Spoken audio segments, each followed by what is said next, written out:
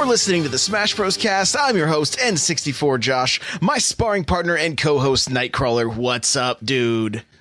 Hey, how's it going? It is going good. It is going good. This is episode 18. The show notes will be found at n64josh.com/SBC18. Bro, how many days until Super Smash Bros. Ultimate comes out? I happen to have that right here. As of today, which is July 6th, we are down to 153 days. So almost, is that... Yeah, we're getting closer. It's still halfway to forever. By 7 days. It's just halfway to forever. That's all I know. It's halfway to forever. Well, guys, we do this show live at twitch.tv/N64Josh, 2 p.m. Pacific Standard Time. You can check it out. Otherwise, you can listen to it on iTunes, Google Play, Stitcher, Spotify, all of the above. And we're just going to jump into the Smash news. So Washington Post had an article that we will link to in the show notes, right? But there's a few, the article's kind of talking about Nintendo's relationship with the esports community.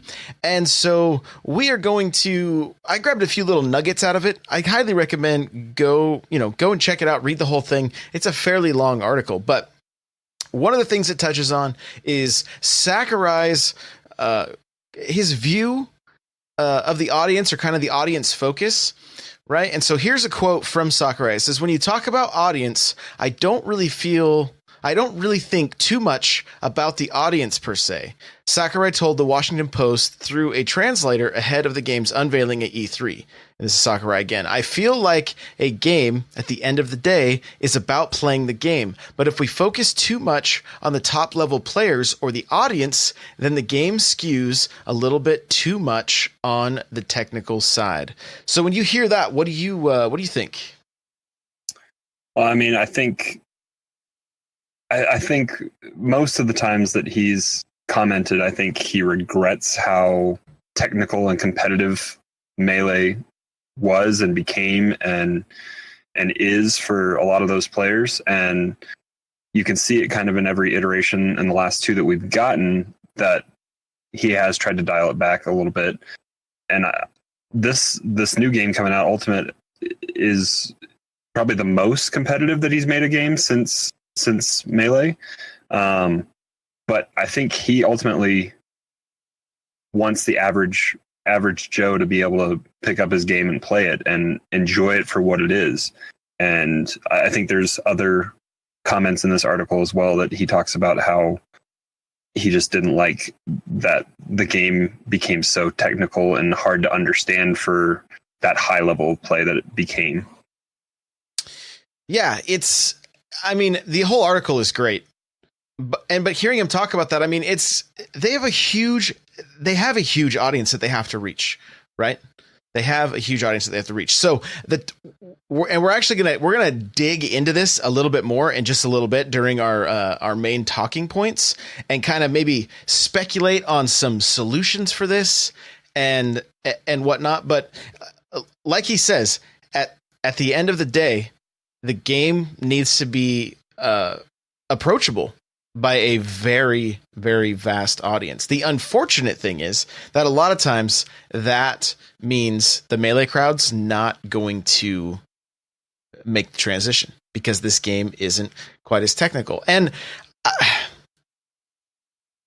I don't know that I blame the Melee crowd, honestly. I mean, look at the gameplay that comes out of, look at the plays that can be made. Look at the moves and the things that happen during those tournaments.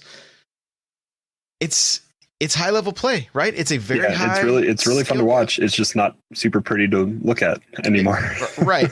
And for the average Joe, you're not even gonna know. You or I sit down with one of those pros. We might as well put the controller down. We would do just as much damage. You know what I mean? Like, there is a massive, massive skill gap. So I can see where they're at. Look, we've invested this much time. We've invested 13 years of our lives into Melee. So they definitely want a sequel to Melee. Speaking of that, bringing the community together. This is no little chunk I pulled right from the article. It says, as of 2017, in terms of viewership and entrance, Melee and Smash 4 tournaments have been comparable. According to Newzoo, Melee and Smash 4 ranked 11th and 12th, respectively, in terms of viewership, with a combined 16.8 million hours viewed on the Amazon-owned streaming platform Twitch. If those audiences were, in fact, combined, the Smash scene would rank 9th, well above Capcom's Street Fighter V and below Psyonix's car racing game Rocket League. It would also make Smash the world's top fighting game in terms of viewership. So there's something to be said about that, right? Like, it would be nice if this game could really bring the community together. Yep. I don't know that it's going to be possible. And this is, again, our main talking point, so we'll get to it in a little bit. What do you think when you see those numbers and everything? Like, you and I were just going over this right when we were pulling kind of the chunks here for the show notes, and I didn't realize that. I mean, I knew Smash was popular, but it is kind of a niche thing for watching it on Twitch. I didn't realize it was as high as it was, but the most interesting fact in there was that it's the most popular fighting game if you combine the two of them on Twitch, and that's over Street Fighter, that's over anything else that could be there. But that's only if you combine the two viewership numbers. So hopefully, I mean, like we'll get to this a little bit later, but hopefully Ultimate can bridge that gap and we get kind of bringing everyone back together. Yeah, that would be ideal. I've been a huge proponent of saying that Nintendo needs to have a game that gets into at least the top 10 on Twitch. And that would help move consoles, move software. Like, it would be great for them. Smash has that potential. If Super Smash Bros. Ultimate can at least have some of the high level gameplay that we can get from Melee, the potential for it to be higher in the directory on Twitch it's possible. It's possible. Yeah, because anything right now is just kind of flashes in the pan, because it's when a new big game comes out or something like that. When Breath of the Wild was out, it was ranking high up there. But once people the big streamers got through it dwindles back down. So it's not anything that can be consistent and staying up there in the top 10. Correct.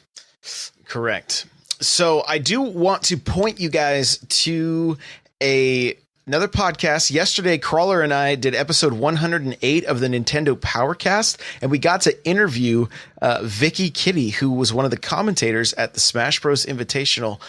It is an amazing interview. She has so much energy, so many cool stories about being at E3, about Smash Bros. Ultimate, about commentating on the game, even some tips on getting into that if that's something you're looking at. So n64josh.com/NPC108. That's the episode. You can watch or listen to the interview there. She is great. So check that out. You got another piece of news for us.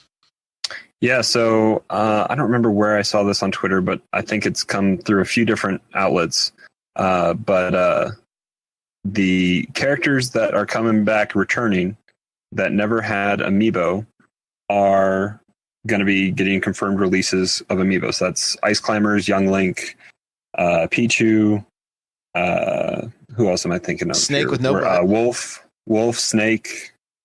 Yeah, so all those characters that are coming back, they're getting a confirmed release. We also saw the two new Amiibo at E3. So Inkling Girl is all. I think we talked about that a little bit last night. We don't even know if there's going to be Inkling Boy or if it's just going to be Girl. And then Ridley, which we saw those Amiibo, and then it has been shown. It's shown up on, I believe, My Nintendo store for Japan. They have dates and groupings of Amiibo to reprint all of the original Smash Amiibo. So I think it was in two different groupings. One was larger than the other. I think it was like 45 characters for. So probably the original. It's probably going to be how they kind of came out originally. So the first 45 characters, and then the additional DLC and other characters coming out later. But right now, that's only seems to be confirmed for Japan. So hopefully we get that here in the States. And if you're missing anything, I guess hold off, and maybe you can get them for a little bit cheaper than buying them off eBay or anywhere else. Yeah. Yeah. So sorry about your wallets, guys. Sorry about your wallets. I'm pretty thankful that I have all of the original Smash Amiibo. I have all of them, but I don't know. My gut feeling is that the cardboard might change. It might have some Super Smash Bros. Ultimate branding on it. You'd be really screwed there. Hopefully the bottom, like the pedestal, doesn't change from gold to silver or anything else like that. So.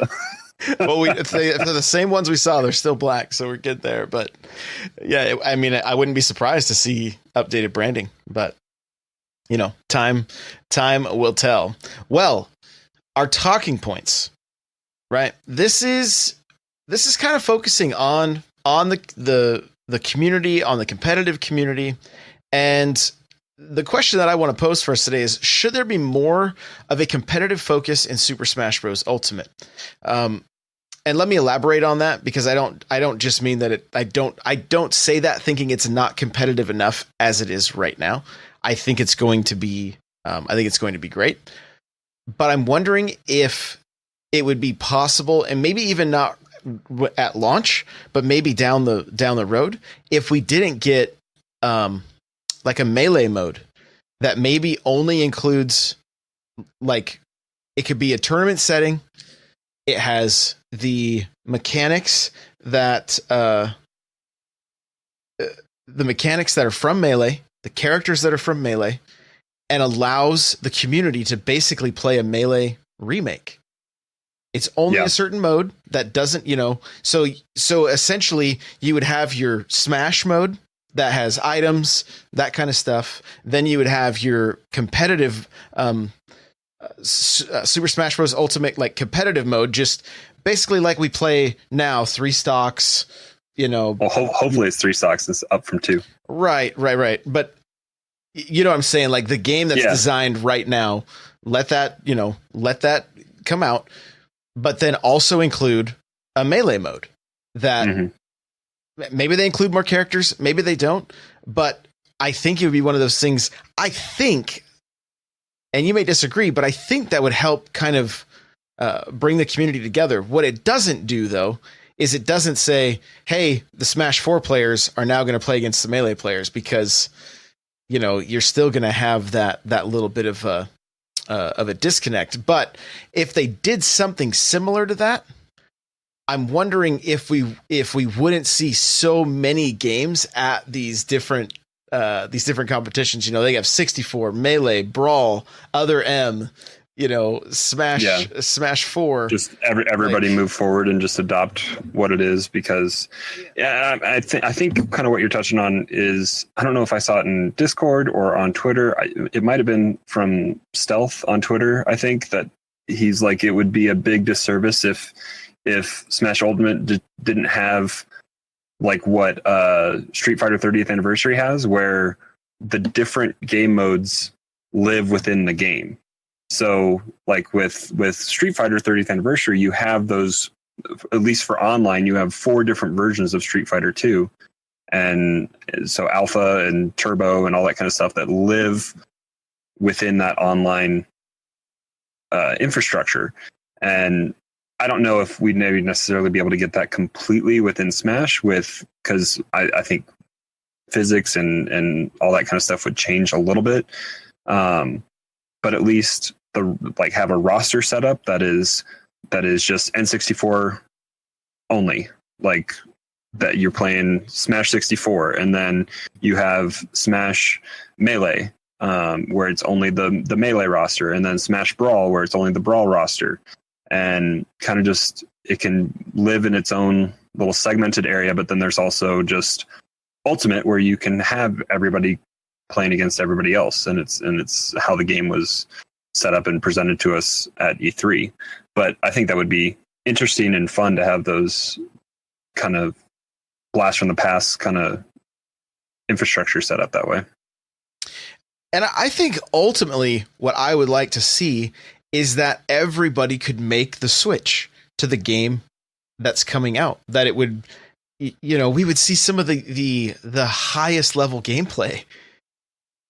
I'm just not sure that Ultimate leans enough towards Melee to get that community excited about it. Because a lot of them, I see it on the regular. I've seen it in our Discord. I see it on Twitter, and it's why can't they just give us a Melee HD Melee remake?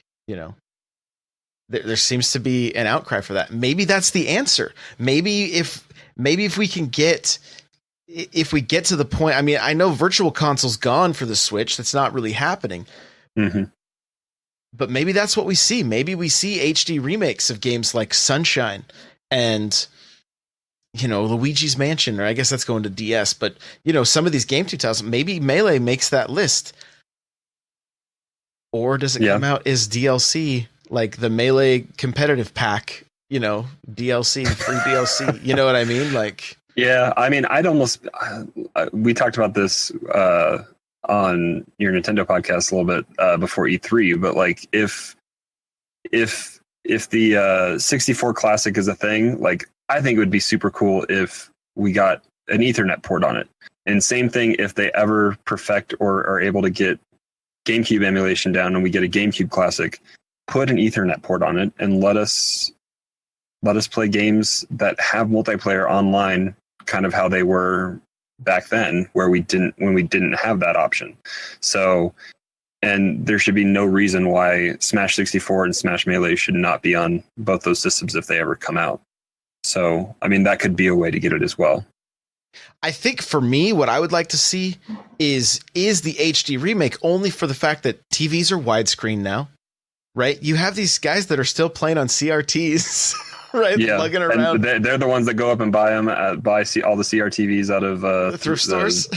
Yeah, Goodwill and all that kind of stuff. Yeah, I don't even think Goodwill takes CRTVs anymore. So, part of me feels for them, because it's like, man, it would be so much easier if they could just show up with their Switch and their GameCube controllers and be able to play.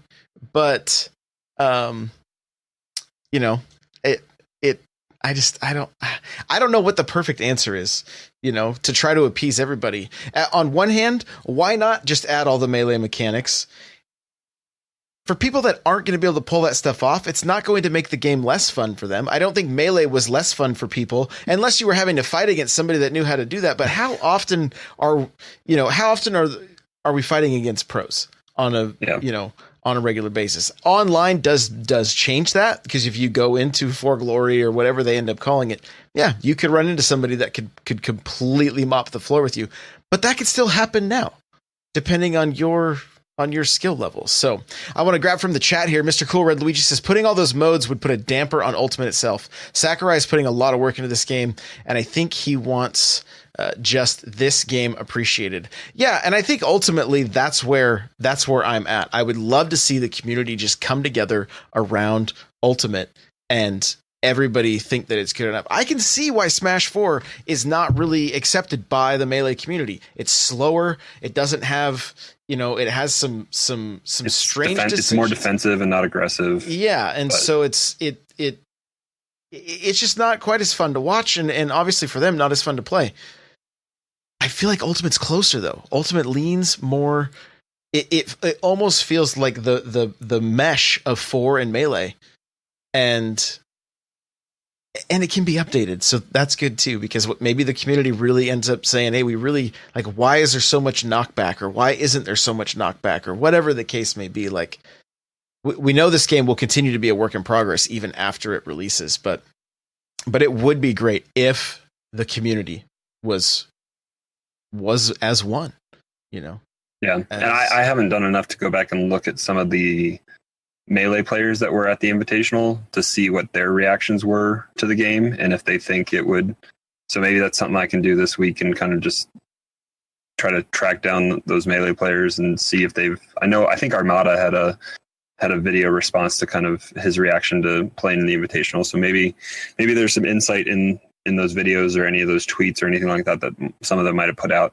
But I know Zero as a Smash player has talked about this game just rewarding aggression, and that defense is no longer kind of a good play. It rewards the player that pushes forward and is trying to take you to the blast zone or just keep you off the stage, all that kind of stuff. So if the best player in the world in Smash can adapt to all these kind of, I mean, he's been good at Smash for a long time, and if he thinks that's kind of where the game is moving to, then hopefully Melee players will want to come and experience it and give at least a fair shot. And regardless if they do or not, to me, that is still a good thing, because I mean, I'm just aggressive all as it is when it comes to like fighting games. Speaking of fighting games, real quick, if you guys are on, if you have a Switch, Pocket Rumble is $10 and it is fun. Are you picking it up, Crawler? I saw you playing it this morning. I haven't made a decision yet on that yet, but I know you'd probably beat me down pretty good in that one. Well, I was watching you play. It's fun though. It's fun, and to me, it's almost like a Street Fighter meets Smash in a way, because it's so simple, but it's a 2D 8-bit fighting game for the most part. And it seemed like this morning as well that when you were playing, that it had kind of the Smash aspect of it was that it was all the characters kind of had different abilities, and it wasn't just clones of each other. It was, they all were unique in some way. Oh yeah. Each match that I fought, I would pick random characters and try to figure out, okay, because of the simplicity of the gameplay, you can be very methodical with how you attack. You just have to get your character's like moveset down, which isn't hard to do. The button presses are very simple. The combinations of buttons are very easy, but then once you get it down, you can easily counter, and like it could really become a great chess match kind of game. And if you're playing against somebody that doesn't understand the game very well or know what's going on, it's one of those things that, like, you can mop the floor with them quick, and it rewards you for knocking them into the corner and just beating the tar out of them. So I saw a few corner traps there. Yeah. So if you need to scratch that itch with a new fighting game, like I recommend Pocket Rumble for sure. So, okay. Well, our Smash character for this week comes from requested by Ninja Yoshi 13, who was a guest a few weeks ago. He wanted us to do Lucas. Now, since Lucas is DLC, there is nothing for Lucas in the Prima guide, but I found on the Smash boards a full guide. There is a link included in the show notes. It is very, very in-depth, very amazing. I just grabbed the pros and cons for Lucas that I'm going to read to you guys. And then, of course, we have a number of videos that you can watch directly in the show notes, from the Skux one, J-Tails, Dragon Smash, and then just there's some Smash Bros pro play with Lucas. So here's the pros and the cons of Lucas. Amazing combos. These are the pros. Amazing combos, great aerial attacks, little end and landing lag on most aerials, special attacks with many uses, amazing anti-projectile game, good kill throws, rewarding space and sweet spotting attacks. Cons, struggles in some high-tier matchups. Some attacks have slow startup, huge end lag on up smash, low damage and knockback if attacks are sour spotted, linear recovery with PKT. So there you go. There's the pros and cons for Lucas. Again, we included videos, basically some tutorials, watching him in full glory, seeing some of his top 10 plays, and just seeing some pro plays. As far as playing over this last week, I didn't spend a ton of time with the game, but I did sit down with my nephew, who is 6, on the 4th of July, and was giving him some lessons on how to play Mario, how to do the grab, how to do the down throw, how to do to get the combos going. And he was loving it. And we were having, what was funny is I put on like the Omega stages, and he would fly off on almost every single one of them, because he had never played. He didn't even know that setting existed, right? I mean, he just hits the A button until he starts fighting, and he's good to go. But So did that. We need to make sure that we play each other. We typically play after the show every week. We sit and play and sometimes different viewers join us and whatnot. That's what this game boils down to. It's the time that you put in. And I think I'm just gonna start getting up earlier and just play Smash for a half hour every day. Just get coffee, because play next Smash.